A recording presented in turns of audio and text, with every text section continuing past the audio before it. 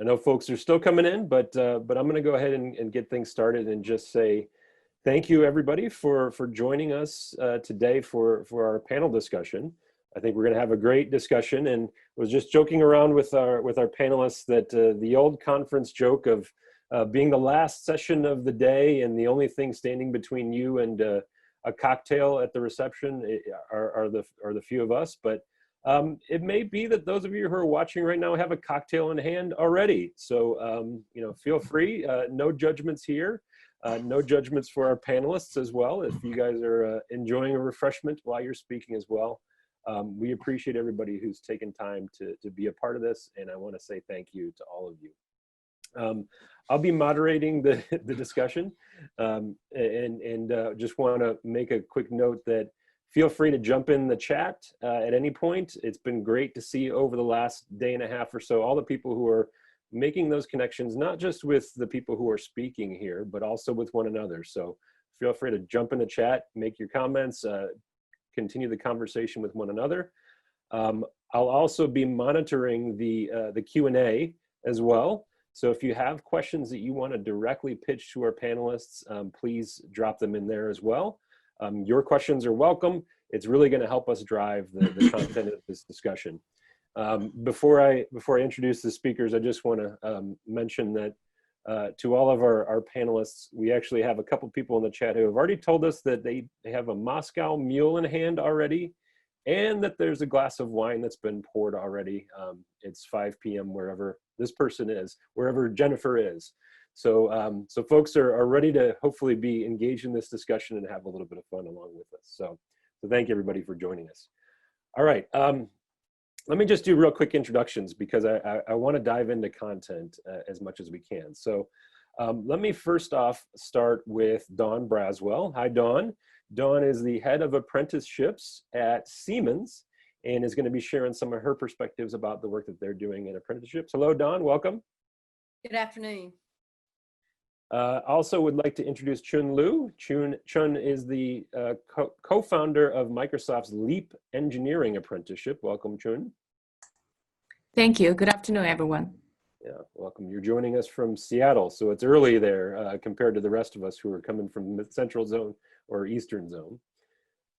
Welcome to Aaron Olson. Aaron is the Chief Operating Officer at Aeon, and has been in the past in his career a CLO and head of learning programs, and has now moved into more of a COO role, but is still incredibly passionate about learning and development, and is going to share his perspective on the apprenticeship programs they've developed at Aeon. Welcome, Aaron. Thanks, Mike. Looking forward to it.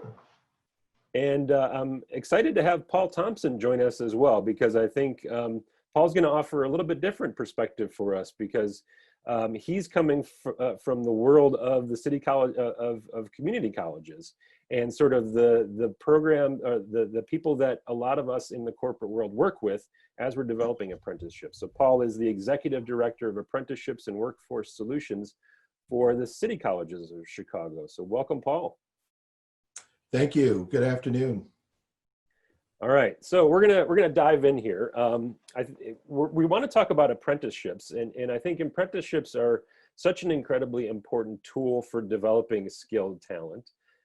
They're a way to sort of open up opportunity to more candidates for potential hard to fill jobs. They're also a way to diversify the talent pool, and people who maybe who wouldn't have necessarily come into to jobs in corporate environments, who through an apprenticeship suddenly have an opportunity to do that. So it's an incredibly important tool. And even regardless of how the current COVID-19 situation may have thrown a little bit of a curveball at us when it comes to apprenticeships, the long-term value of these type of programs is still there. And so I want to talk a little bit about the apprenticeship programs that you all developed, and I want to talk about some of the short-term implications of what's happening with them. And I know, Paul, we're gonna tap into you particularly strongly on that, because you're on the front lines with a lot of the apprenticeships that are the apprentices who are out there.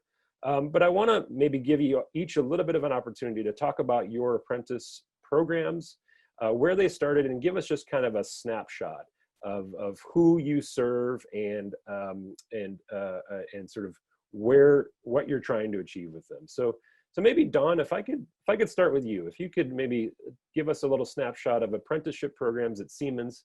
What are you doing? Who are the people that you're serving through your apprenticeship programs, and kind of where did the program begin? Thanks, Mike. We do have several apprenticeship programs across the U.S., but specifically, I want to talk about our Charlotte, North Carolina program.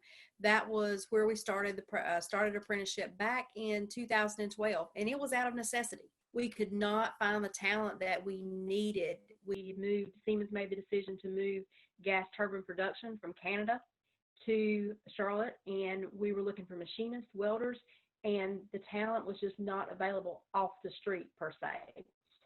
So we partnered with Central Piedmont Community College and said we've got to find a way to skill individuals to be able to meet our production needs. Engineers, those types of folks, they're readily available from great schools here in North and South Carolina, but we couldn't find the individuals who really were key to what we do, working on the shop floor. So we also partnered with our local high schools and said, hey, what kind of kids have you got that might want to work with their hands, and maybe they're not on the pathway to a 4-year school. So looked in literally 5 miles from the facility, worked with a high school, Olympic High School. They were able to identify some great talent. And so we had students come in and start their journey with us with apprenticeship, and that was back in 2012. It's a 4-year program. Since that time, we've had 22 graduates of the program, when we currently have 20 students in there, and not just from high schools. We also work with veteran groups, as well as individuals who maybe are reskilling, who are choosing a new pathway. And right now our trades mainly are machining and welding, but we also have a program in mechatronics. Again, it's based on the business need. So I've been very proud of the program, but honestly, it was completely out of necessity. Yeah. Thank you, Dawn, for giving us that snapshot. So a lot of the Siemens program is focused on sort of, you said the shop floor in a way. Yes. Chun, I want to turn to you because yours is a little bit different. It's more focused on engineering. Maybe you can kind of give us a snapshot of where the LEAP program began and who you're serving and what some of the big goals are. Great. Well, thank you very much, Dawn, for sharing the wonderful program from Siemens, and thank you, Mike. Microsoft Apprenticeship program started in 2015. As I would like to call it, I'll start with the Microsoft mission is to empower every person, organization on the planet to achieve more. When we talk about the global empowerment, we're talking about everybody, around the globe. With that in mind, if you think about the typical Microsoft engineers, they come from the pretty standard, top tier universities or the top competitors, right? And how we are thinking about differently regarding untapped talent from underrepresented communities, especially we are thinking about if we want to design products and services to serve the world, to try to solve all the real life challenges, but we don't have the talent representing the entire world. There's a big significant gap here. So in order for us to address that, when we look across the engineering teams, we definitely see there was a big opportunities there, how we're thinking about underrepresented communities, right? So what we start with is we reach out to some local coding academies to start with 8 women engineers as a first cohort. The program is a 4-month program, including a 3-week in-classroom training at Microsoft campus. Now we switched to 100% virtual given COVID-19 situation, but the curriculum itself is designed and customized by Microsoft engineers. That is the unique value we're trying to bring, as we continue to kind of really push the engineering competencies disciplines. And then the remaining 13 weeks is on-the-job apprenticeship, where these apprentices have the real-life opportunities to work with Microsoft engineers, thinking about joining the Scrum meeting, thinking about going through the code review, and jump on the customer calls, real engineering calls, where they learn the most. Apply the knowledge they learn from the 3-week in-classroom training to the actual apprenticeship work in Microsoft. And then if we think about the talent pipeline perspective, we have 3 primary pipelines. The returning parents who have had STEM-related background 10 or 15 years ago, now they're ready to come back. And the second category is the career transformers, thinking about individuals who don't have full-year CS degree, but they all share the passion in technology. What they do is, I think Paul will have a lot of insights to share as well, is these type of individuals will go through the coding academies and to join for 1 year to kind of really build some fundamental web development experiences before they can be considered as a qualified LEAP candidates. Then the third category is the students who graduate with an associate degree rather than a 4-year degree in computer science. And the ultimate goal we are looking at is in order for us to kind of really upskill these individuals to kind of really help them realize the dream getting into tech industry. And the success we have so far is we have the total of 98% employability in tech industry, including the majority of Google, majority of them landed a FTE software engineering job at Microsoft. Then the remaining goes to Google, Facebook, Amazon. And then geographic location, we not only have in North America, but we also have in Africa, where we think about, the talent there is a huge untapped market. Given the COVID-19 situation, our LEAP engineers in Kenya, for example, they immediately developed some chatbot services to not only disseminate the information quickly across the entire country of Kenya, and then at the same time, they also support local residents to diagnose the health conditions through the diagnosis tool to kind of really support the COVID-19 situation. So thank you, Paul, Mike.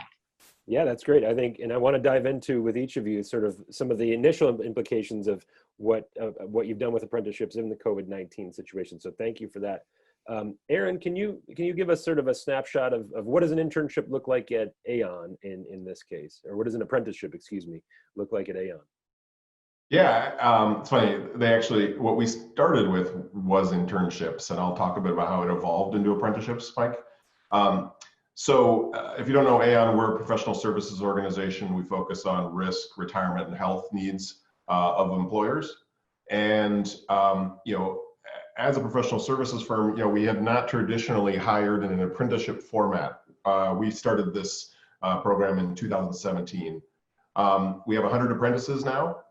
They're all in Chicago. We hire at 25 per year. And those folks go through a 2-year experience, which I'll describe in a minute. The way we got started was, as I said, starting with internships. And those internships came out of a relationship that we had with Harold Washington College. It's the community college 3 blocks from us. We had never hired from Harold Washington College before roughly around 2012, when we got involved at the request of Chicago's mayor, who began an effort to really rejuvenate all of the city colleges. The community colleges in Chicago are owned and operated by the city. And so as one of the business sponsors of a college, we started talking about ways that we could get involved in the classroom and as an employer. Internships actually didn't work real well because they didn't provide the kind of structure we needed for what was a pretty different kind of hiring approach. Apprenticeships became a much better format. We were familiar with apprenticeships because we had done something similar in the UK, where we had helped design the insurance scheme for the registered apprenticeship in the UK. And as that trend came here to the United States, we were sort of eager to use it here as well. And so we did register our apprenticeship with the Department of Labor. We did go through the process of designing that with Harold Washington College in the city, and then another community college, Harper College, in the Chicago suburbs. And at this point, all of those 25 apprentices come in once a year, and they start as full-time employees and full-time students. So it really is a learn and earn program. And so over the course of 2 years, they're getting an associate's degree at the community college, and they're getting work experience from us. It's a full-time job with full-time benefits, but we're having them work less than a full-time load so that they can also do their coursework. So at the end of those 2 years, what we consider them actually equivalent of somebody who's coming out of a bachelor's degree, because they have gotten a combination of targeted education in a classroom as well as work experience that gets them up to the level of proficiency of somebody that we would typically be hiring off of a 4-year degree in a campus program. That is a major change for us. We had required 4 years degrees for all of our roles before this, but we really saw the opportunity to really kind of innovate. And what it's given us is access to the kind of talent that we wouldn't have hired before, just because we overlooked it. And it's been very positive for us, particularly because the retention of those individuals has been notably higher than our other hires that go into that typical first role. Yeah. I want to ask just real quickly before I go to Paul, Chun and Dawn, that distinction between apprenticeship and internship. I'm actually seeing a question in the chat from Audrey who's asking a little bit more about that. How do you, maybe I'll start with you, Chun, how do you see apprenticeships being a little bit different from internships in the way that you've approached them? Got it. Great question from the team. And a couple of thoughts here. At Microsoft, what we distinguish between the internship with the apprenticeship, a couple of things. First is internship with this particular talent pool we are looking at is for the active university students. So that's the population we're looking at. And then for the talent, we're looking for the apprenticeship. As I mentioned, for 3 categories, majority of them have some sort of the industry experiences. They have the passion technology, and then we are thinking about how we can bring them back. So they are pretty much already at least graduated from the university for at least 12 months. That's one distinguish between the audience. At the same time, the structure of the internship versus the apprenticeship is also different. If you think about the duration of the program, internship is I think it's 12 weeks. And then for the apprenticeship force is 16 weeks. That's not a big differentiator, but the structure of the internship versus the apprenticeship, internship is more around full day on the job experience, right? While we have the apprenticeship is more of a combination of in-classroom learning for 3 weeks in order for them to kind of really get the skills they need, fundamental computer science skills they need before they actually start the apprenticeship. And then at the same time, from the compensation perspective, both programs are paid programs. Intern versus the apprentices, it's the compensation itself is actually pretty equivalent. So those are a couple of things I want to call it out. Thank you, Mike. Yeah, thank you. Dawn, how about you? I know that you talked a little bit more being this is more of a skilled trade, at least in Charlotte. So an apprenticeship makes a lot more sense. But are you thinking about internships and apprenticeships in sort of the same conversation? Are you having dialogue around how those two work? Siemens does a great job with internships as well as apprenticeships, but as Chun talked about with duration, internships are that short term, whereas with us, an apprenticeship is about a commitment to this individual for a career. So we bring individuals on, whether it's out of high school, military, whatever the case might be. We work with them as a contractor for the first year. And after the end of the first year, we transition them to a full-time employee, earning benefits, 401k, all of that for the remaining 3 years of the program. It's a 4-year in total. So for us, it's a long-term commitment because we're looking for this individual to stay with us for quite some time after they complete the program. So that's our differentiator between internships and apprenticeships. But both are vital and both are critical, especially for work-based learning opportunities. So that internship can be really helpful for someone who's in a traditional college, 4-year college program, and they want to understand what it looks like and really to help them get a foot in the door somewhere. But apprenticeship for us is you're going to be our employee, and this is a long-term commitment. Yeah, so it sounds like sort of apprenticeships is the approach you want to take when you want to offer that more support in a situation. That's really kind of where an apprenticeship might make sense, and that kind of goes to what you were saying at the beginning, Aaron, that you saw some success from internships, but apprenticeships has really seemed like the way to take that to the next level. All right, Paul, you've been sitting there very patiently. Thank you for sitting there for sticking with us. I want to turn it to you now as somebody who works directly with people who are going through apprenticeships and apprenticeship programs. I keep making that slip. I keep going through apprenticeship programs. As you look at how you work with employers, what do you think is important for employers to realize from the education provider point of view as they're considering doing an apprenticeship? Yeah, so a lot of the work that we do in apprenticeship really is following the Department of Labor definitions around apprenticeship. So is another way of distinguishing between internships, because there are some very intentional components being a job, being on-the-job training and on-the-job learning that happens, that's prescribed in advance. Related technical instruction is which we are the training provider that does the related technical instruction. There's some credentials, there's mentorship, and pay increases that correspond with skill gains.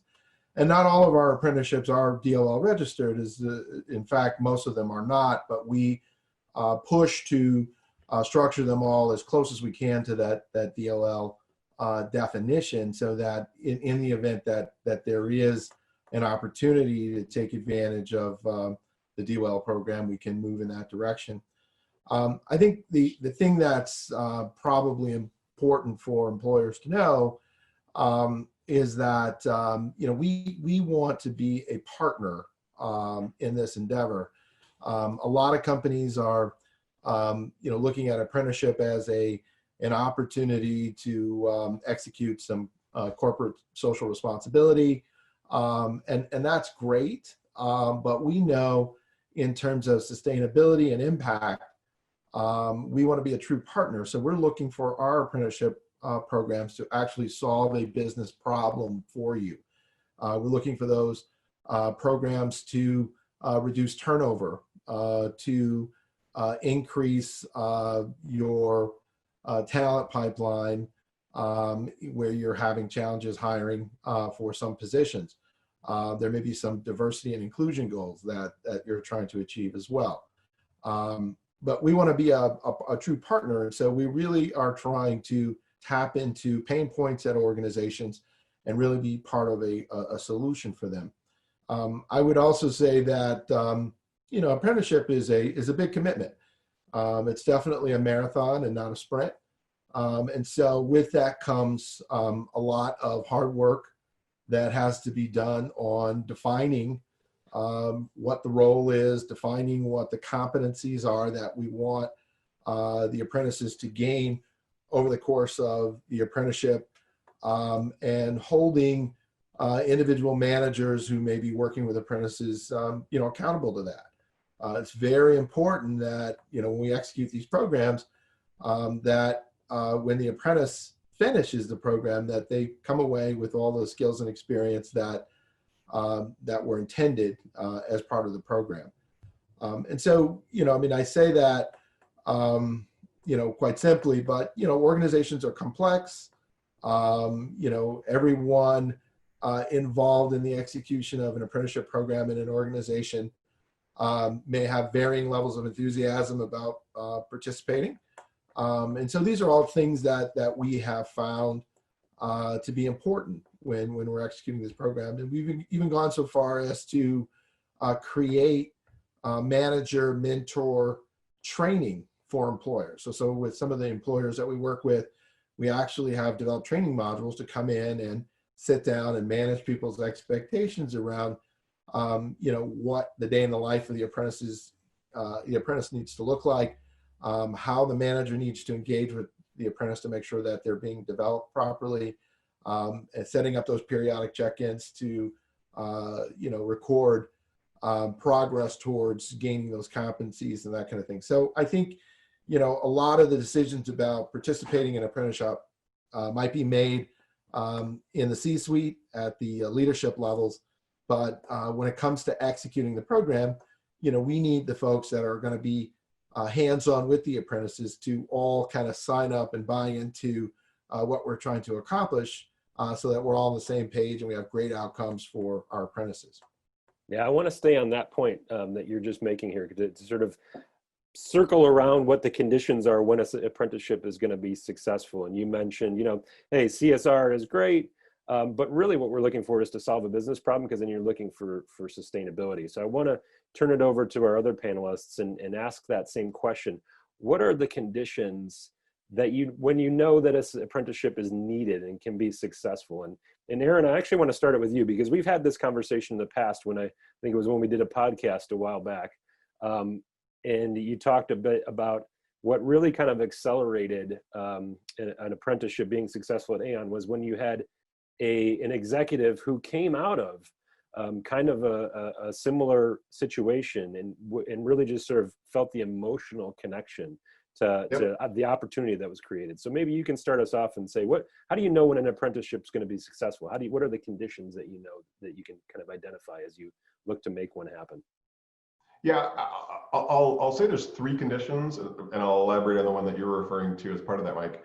I'd say the first is, real need. And for us, the real need is, as I mentioned already, these are actually leading into jobs that we are already hiring. So we have a real need because these are not jobs that are any different than the positions that we're hiring. The path to get into that career is different, but we're still hiring this. And these hires are actually alongside the 4-year degree hires that we do every year. The second, business problem we're solving, I also mentioned already, which is retention. We typically see with folks coming off campus, they're often interested in a second job with us, hopefully, but a second sort of job about 18 months, after they've started. And for a manager who's invested in getting that person trained, it can be tough, even again, if that person is just moving to a different position within the same organization, to feel like I've invested in that person and now 18 months later, they're moving. Because of the structure of the 2-year apprenticeship, and then the typical expectation that after that, there's probably another year or 2, you're getting maybe 3 or 4 years off of that investment in that person. And for the hiring manager, that's obviously very appealing. So that's the second business problem that we're solving. The third, and the sort of accelerant that you mentioned, is even when you have those 2 things, it makes a huge difference when you have somebody who has insight and understanding, and I would even say passion, for doing this. In the UK, where there's more of a tradition of apprenticeships, we have senior executives who actually started their career as apprentices. But in the US, that's not the case. In the US, it's not as well of an understood tradition. But we still found a connection because we have a senior executive in our organization that actually started off at a community college. And because our model is actually a partnership with community colleges, and I work closely with Paul, and Paul was very involved in getting our program off the ground, that connection made a lot of sense to the executive because they saw themselves in it. And in fact, they had also started a program earlier in their career where they hired out of community colleges, not as an apprenticeship, but still focused on community college hiring. And so that actually is the part of our business where we've done the most hiring. And it's no coincidence. Now, as other people have seen the success, seen the retention, seen the opportunity to get access to people you haven't before, it's obviously expanded from there. But I think that was that insight and that real belief in it that helped us get it started. Yeah. Don, I want to ask you that same question. How do you know, what are the conditions? How can you identify when an apprenticeship is going to be successful within an organization? Do you have a couple bullet points you could point to there? Yeah, and actually, I'm just going to echo a lot of what Paul and Aaron have already said. And we're fortunate as a German company, Siemens being a German company, apprenticeship is in our DNA. So, the leadership buys into it because they see firsthand the benefit of it. But you cannot have a successful apprenticeship program without a community college partnership. So for all of our programs across the U.S., we have partnered with the community college in the area, and that is what has been vital to the success of all of our programs. When you have someone in education who can provide that, what we just can't do within industry. There's only so much time and energy that we have. We rely heavily on our community colleges to prepare these students to be successful, in the plant. And also, I think for an apprenticeship to be very successful, you also have the condition of having those mentors. And I think, Paul, it was you mentioned the fact that you have like a train the trainer for these mentors who are going to be helping these apprentices, because that may not come natural to them to be that teacher on the shop floor. So for us, when we pair our apprentice with a mentor, it's not just someone who is a seasoned machinist. It's someone who can transfer the knowledge that they've had for 15, 20 years to that apprentice so they can be successful. We're getting lots of comments and questions coming through the chat. Just want to encourage the audience to continue to do that. Chun, that same question to you. What are the conditions of success here when you're looking at an apprenticeship? A great question. You echo a lot of the panelists here. A couple additional thoughts. Number one, yes, the why this is business imperative, because Microsoft believes, the global talent empowerment, right? If we think about untapped talent and, their diverse perspective, when we call it, there is a DNA diversity, which is based on our skin color, nationality, all of that. But there is also the bigger question is cognitive diversity, right? If we think about cognitive diversity, with all the talented apprentices coming in to bring that diverse perspective, unique life experiences, the grit, resilience, collaboration strategy, all what they have come along the way, overcoming all the life challenges, given their experiences, actually contribute a ton to the engineering problem solving, right? That is a super compelling story we are conveying to everybody who is thinking about becoming either apprentice or the sponsoring team, right?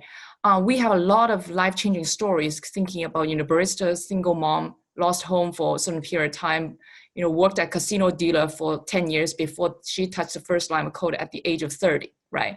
Now she's a software engineer at Microsoft. We have so many stories about that. The way how they tackle the engineering problems come with innovation. So the story is truly thinking about, okay, it is not only provide a career pathway for these untapped talent, but at the same time, they can contribute back so much to the company like Microsoft, right? So that's a business imperative. We continue trying to push with the message that way.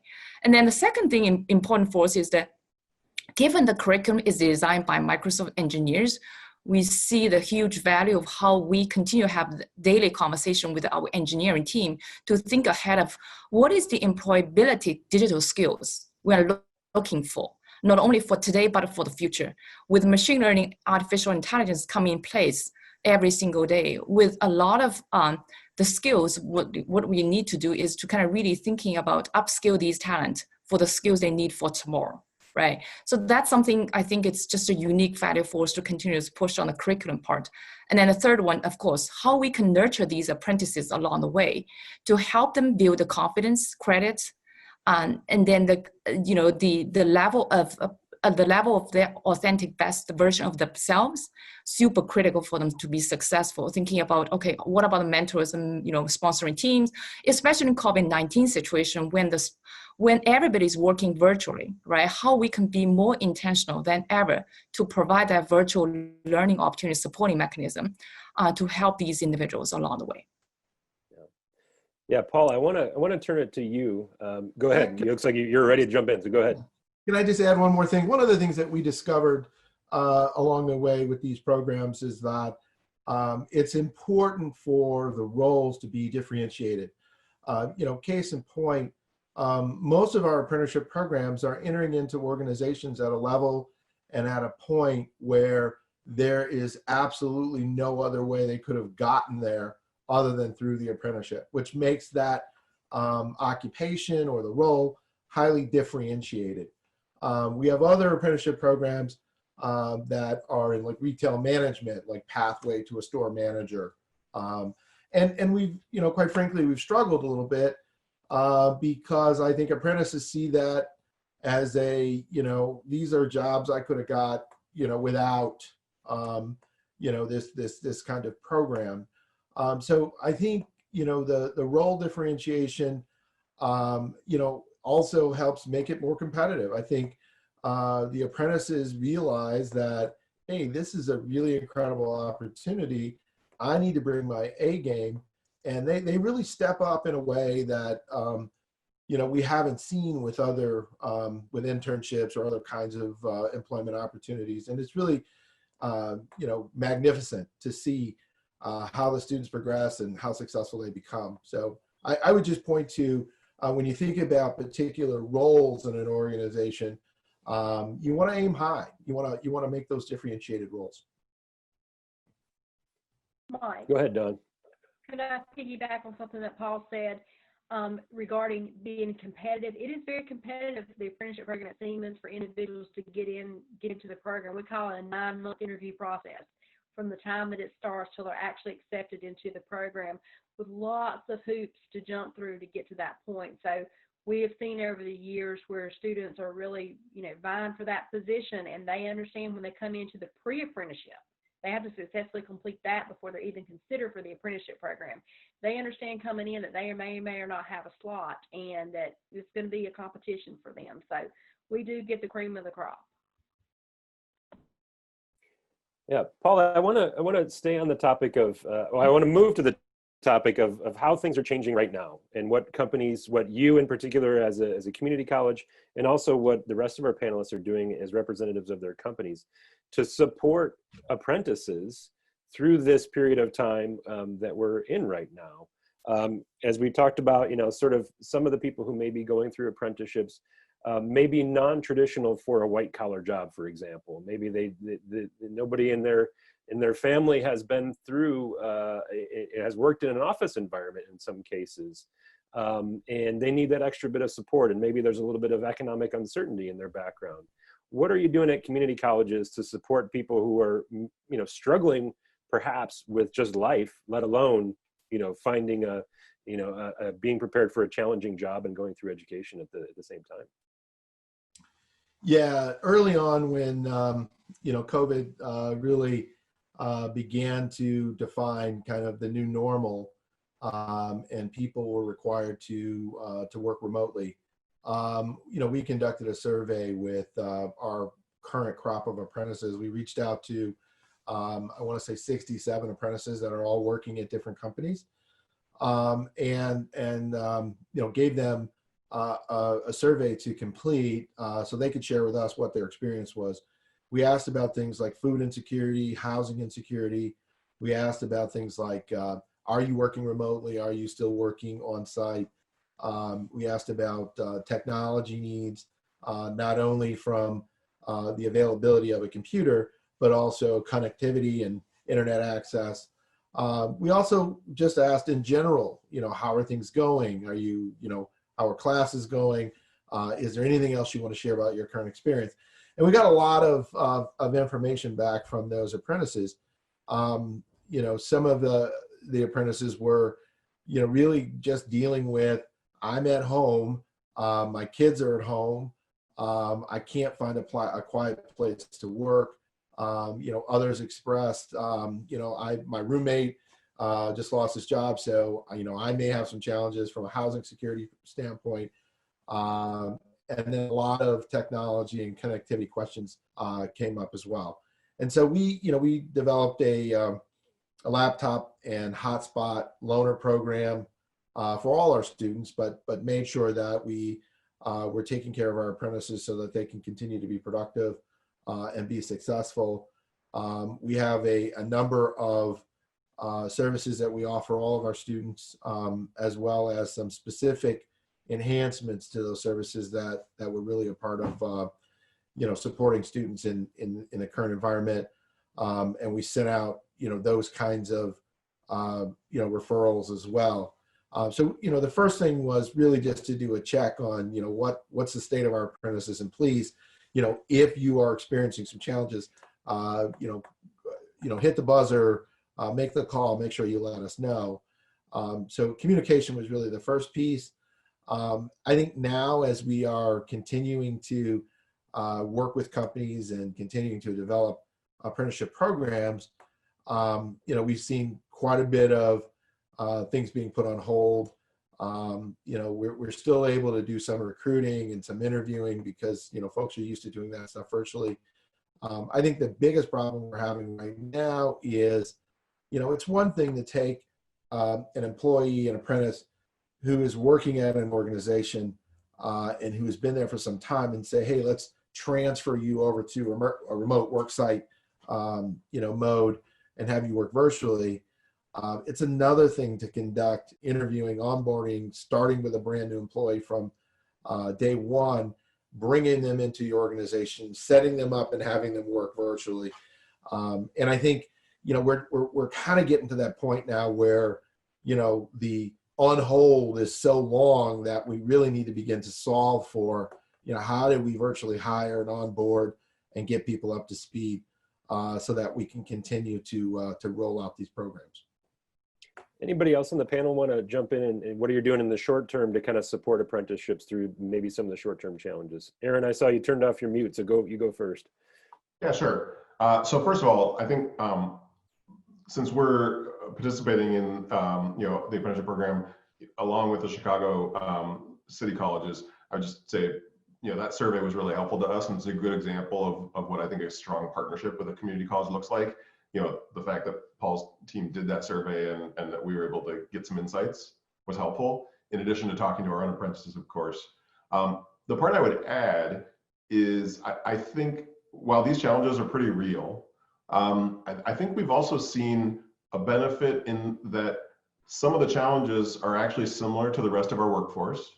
I would take, for example, caring for children who are studying at home. And while the circumstances might be a bit different, and I think in the case of our apprentices, we knew that, for example, they might not be caring just for a child, they could be caring for like extended family members.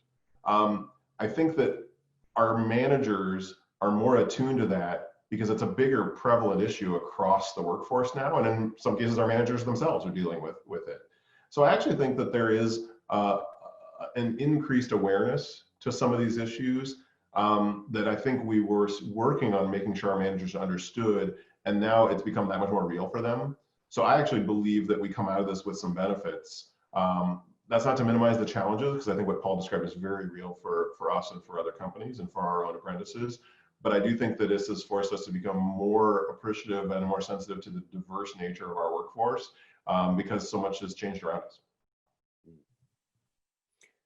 Chun or Don, anything you guys want to add on that topic of how you're supporting apprentices? Chun, go ahead.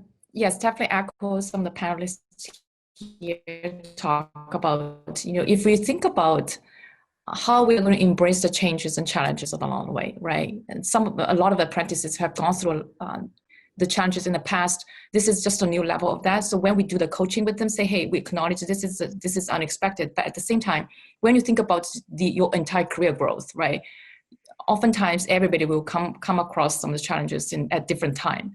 The good thing is everybody is facing the same challenges, right? We do have some apprentices, for example, a single mom has 6 children, right? She is currently apprentice at the same time, school closure, everything.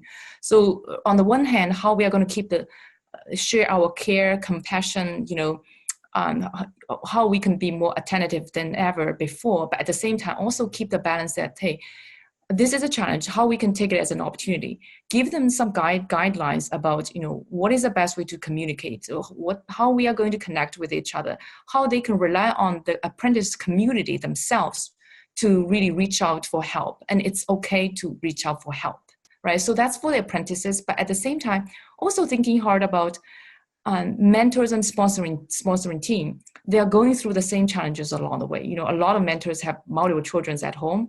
So how we can share the same level of patience, support to the sponsoring team, and also share some best practices and also guidelines to help them going through the process along the way. Thank you. Go ahead, Don.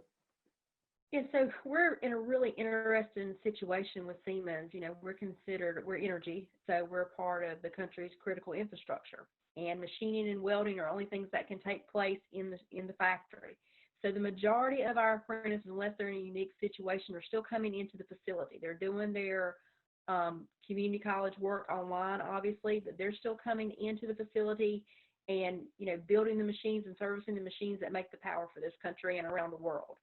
So, but of course, Siemens has been very mindful of all restrictions, making sure that all our employees, not just our apprentices, have the appropriate PPE, practice social distancing when they can. So, all those safety guidelines are in place. But our apprentices, much like most of our factory employees, they're still going to work every day, making sure that we keep the lights on, literally. Literally. When we appreciate that. It's hard to believe we've been through 45 minutes. If I can take about maybe 5 more minutes with you, because we've got some good questions coming through from the panel, from the audience that I just want to take a few more minutes and be able to answer. Jennifer asks, what are some of the limiting factors to expanding apprenticeship programs? Don, actually, that might be a good one to start with you, because you started with the Charlotte programs where you're running the apprenticeships, but you now run apprenticeships for all of North America now. So that's something that you're living with right now, is potentially expanding apprenticeships. What are some of the limiting factors from your point of view?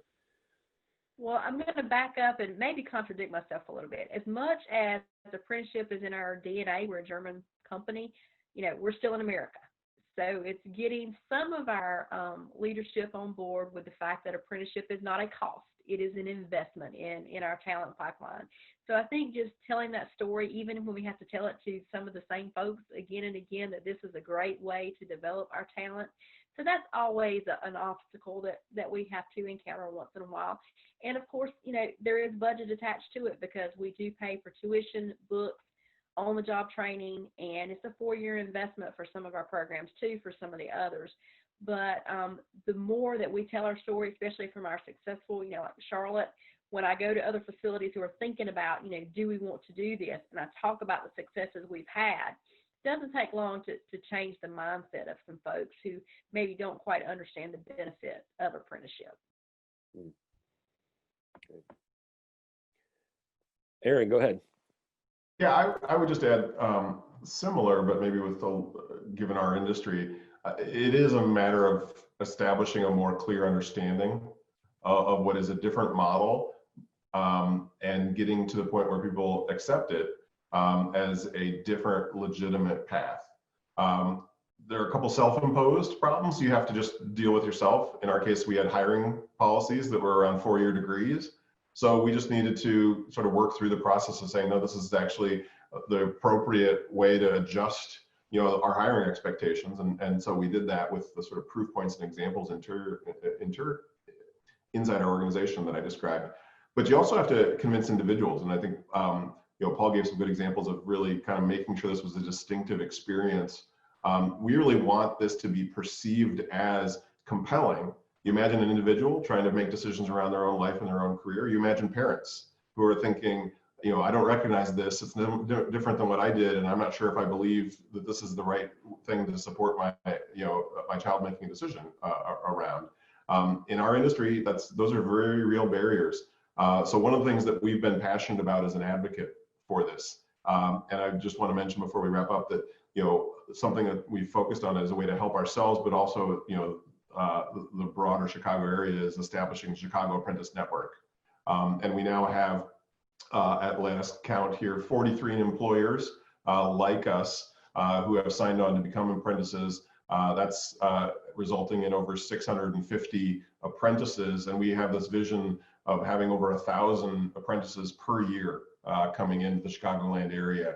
And we just believe that if we can get to that kind of scale, that just validates the model and can create that confidence, whether the hiring manager, whether the person that's looking for a job, or whether you're that sort of concerned parent who's want to make sure they're supporting the right choices. Go ahead, Jun. So given the success we have for the last 5 years, so I think as a company, top of mind, diversity inclusion from our Satya Nadella. So we see what we do today is we developing Leap Talent as a service, which is a framework and model, not only to serve Microsoft, but also serving Microsoft ecosystem and even beyond. A couple of examples, right? In America, in basically America and Canada, well, what we do is we have worked with multiple Microsoft strategic accounts, enterprise partners, to kind of really understand their particular challenge as we do, thinking about how they can develop engineering talent, world-class engineering talent, but also address, from diversity inclusion perspective. So we use that Leap Talent as a service model, 4 months program. We are responsible, we meaning Leap team, responsible to recruit we recruit candidates from over 100 coding academies nationwide, and then develop that talent for them.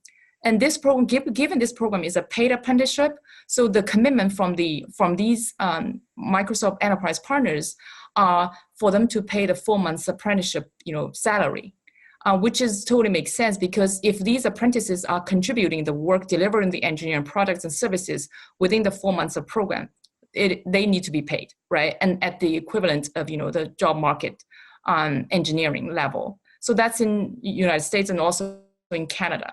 So now we are expanding Leap Talent as a service model to Africa, thinking about Nigeria and Kenya. So we've already rolled out quite a few cohorts in both countries, the same model for the Microsoft enterprise partners there, for them to pay the 4 months of the apprenticeship salary, and then we are responsible to kind of recruit and develop and upskill the candidates so far. So the model, it needs to be self-sustainable thinking about what is a financial model. It makes sense for the employers. What are the benefits, for them, and what are the motivations for them in order for them to engage, and what is the story we're telling? All right, Paul, I'm going to give you the last word. Okay. Yeah, on those same lines, I think one of the things that, and just picking up on something Chun said, one of the challenges I think we have is, today we're sitting here with Siemens and Aeon and Microsoft, huge Fortune 100 companies, Fortune 50 companies, if you will. And I think the real growth area in apprenticeship is in small and mid-sized companies. I mean, there just aren't, that list is just not that long of these big companies that can do 20 apprentices, 25 apprentices a cohort. And so as we begin to work with small companies, what we're finding is that the administrative lift is about the same as it is with, Aeon, and you're not able to distribute that administrative burden across as many apprentices. So it's incumbent on us to really kind of step in and figure out ways to sort of, ease that burden for employers. And also figure out ways to, aggregate, cohorts of apprentices across many different companies and bringing them together and working on, in a common cohort, or ways of, having them work independently. But I think the real challenge is, how do we engage? How do we turn on the apprenticeship opportunities for small and mid-sized companies around the country? Because the benefits are truly there for them, but sometimes, for them, they can't see their way past the investment part, and so we need to really figure out how to help them do that. Yeah, and that's kind of, I think, the original intention of us having this panel discussion is how do we think beyond the boundaries of our organizations, and to work together as an industry, and in working with educational partners like you to really lift up the access to highly skilled jobs, and also develop the skills we need internally and as organizations. So thank you for sharing your perspective. I want to take a minute to say thank you to Paul, to Dawn, Chun, and Aaron. Thank you so much for taking time with it during what I'm sure is a very busy time for all of you to be a part of this discussion. And thank you to everybody who joined us for this session today.